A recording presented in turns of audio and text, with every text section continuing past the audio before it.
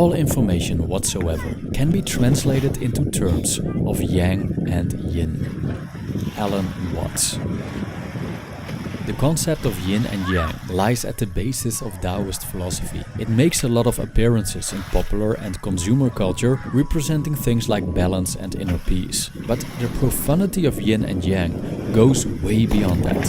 When we really get this mysterious philosophy, it may change our view on the universe forever. This video is an attempt to explain the deep meaning of yin and yang.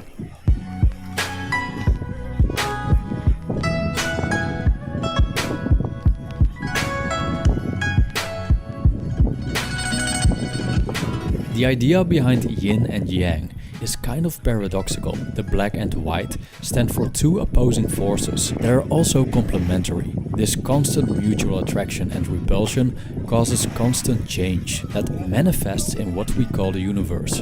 Phenomena like life and death, winter and summer, matter and emptiness are all physical manifestations of yin and yang.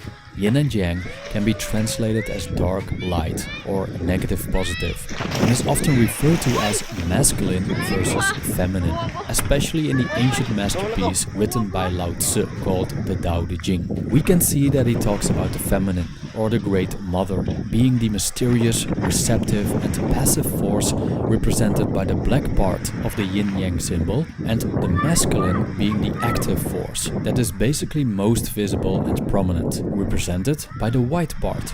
Now, this isn't meant to be sexist. The word feminine is a way to describe the characteristics of one opposite, while the masculine describes the other.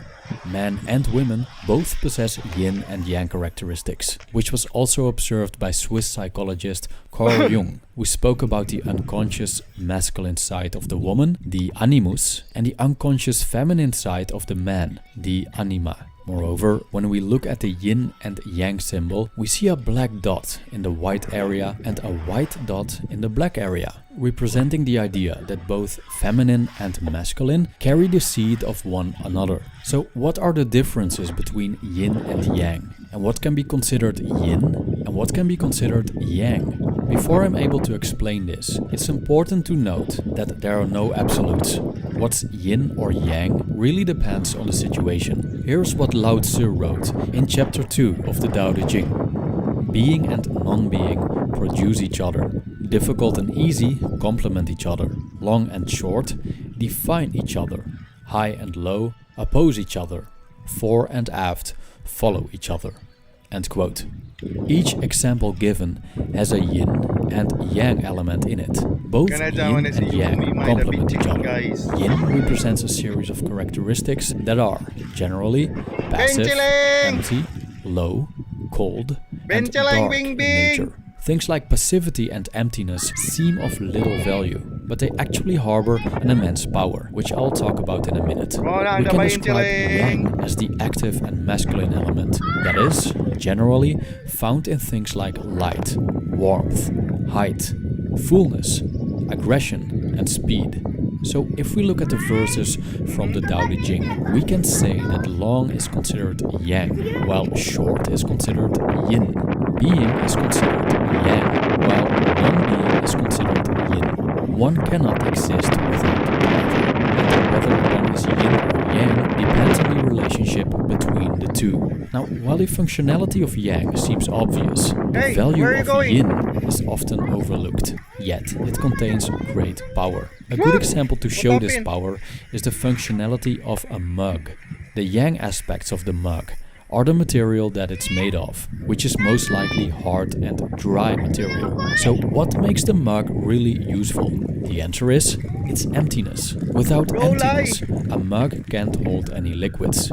If we look at emptiness in this way, we'll see that it's a vital part of everything we do. Without the emptiness of the space around us, we can't punch or shoot a soccer ball. Without emptiness in sound, we can't speak, because we need pauses to separate the tones. We can't enter a room that isn't empty, and without the vast empty space in the universe, our solar system wouldn't function. Another aspect of yin is its passivity. Society looks down on passivity. It's all about being proactive, getting results, going from point A to point B, and action over cessation. Because of this, we generally lack respect for the passive element of life. This is strange when we think about it, since passivity is essential for every form of accomplishment. Take strength training for example. Muscles aren't built in the gym, they're built in bed, on a couch, and in any situation in which they don't work, so that the course of nature can rebuild the muscle tissue so they turn out stronger for the next lifting session. A key characteristic of yin is receptiveness, and because of its receptiveness, it attracts. We see this dynamic everywhere in nature, from flowers waiting to be pollinated by insects to a beautiful woman in a bar who's waiting for a man to make the first move, and even a black hole that just sits there without actively reaching out, while its gravitational forces attract everything that comes nearby. Lao Tzu also describes yin as soft, as he compares it to water in relation to hard rock, which is the yang aspect in relation to the water. The Grand Canyon is proof that water overcomes the heart without striving. On the other hand, yin is nowhere without yang. Warmth and light, for example, are necessary for life, and emptiness becomes only useful when there's something built around it. Also, a flower can only be pollinated if insects actively approach it and do what they need to do. But if we look closer, we see that the masculine aspect within a certain context always carries a feminine aspect and vice versa. The bee, for example, can be considered yang in relation to the flower, but the bee itself contains yin and yang aspects, like emptiness versus fullness, defensiveness versus offensiveness, and passivity versus activity. Even when we look at every component of the bee separately, we'll find a masculine and feminine aspect, until we reach the level of the atom, in which we encounter a positively charged core, surrounded by negatively charged electrons. The yin and yang pattern is the essence of binary code that solely consists of ones and zeros. As philosopher Alan Watts puts it, you could say that all your perceptions, in all their variety and all their color, are made up of a vast composite of little yeses and little no's. End quote. Looking at the complementary nature of yin and yang, we can say that both feminine and masculine keep each other in check.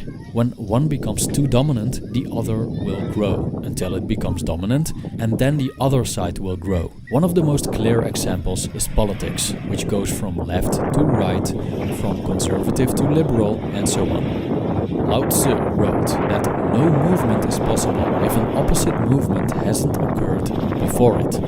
I quote, "If you want something to return to the source, you must first allow it to spread out.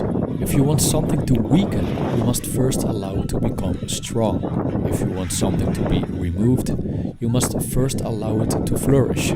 If you want to possess something, you must first give it away." End quote.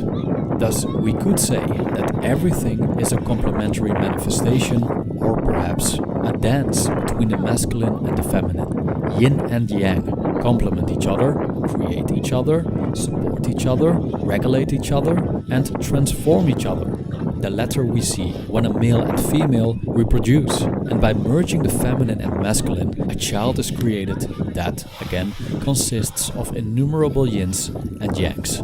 Yin and yang is everywhere, in every object, every living organism, every cell, and every single component that can be endlessly divided in masculine and feminine.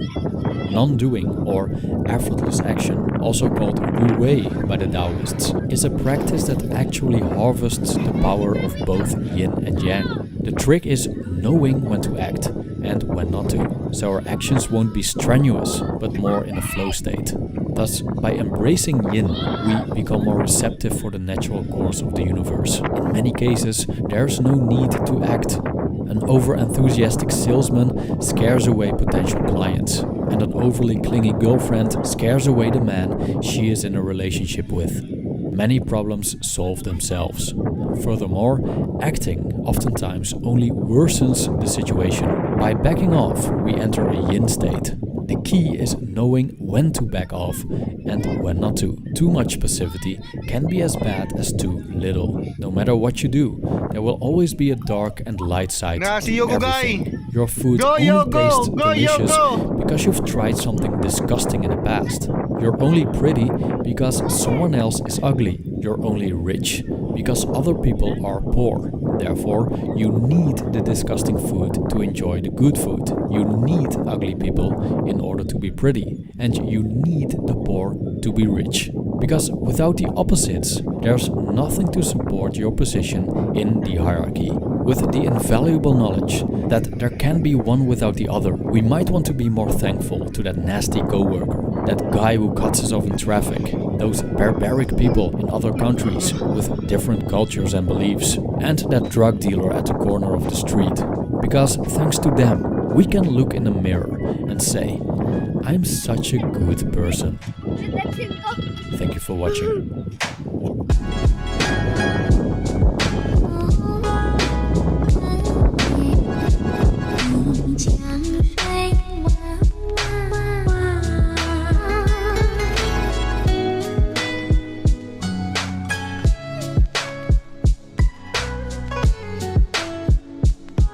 Thank you.